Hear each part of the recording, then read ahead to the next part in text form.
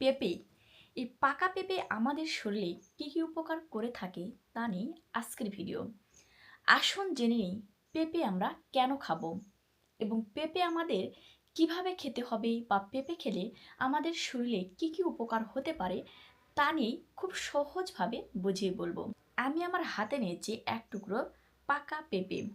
এই পাকা পেঁপে কিন্তু আমাদের শরীরে প্রচুর উপকারী একটি ফল এবং এই পেঁপের বিচিও কিন্তু আমাদের প্রচুর উপকার করে থাকে। নিয়মিত যদি আপনি এই পেঁপে খেতে পারেন তাহলে আপনার বদহজম, কোষ্ঠকাঠিন্য এমনকি পেটের গোলমাল সারাতে বিশেষ ভূমিকা রাখে।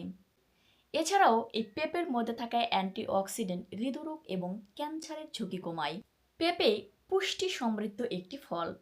এতে রয়েছে vitamin A, C, E, magnesium, potassium এমনকি খনিজ পদার্থ।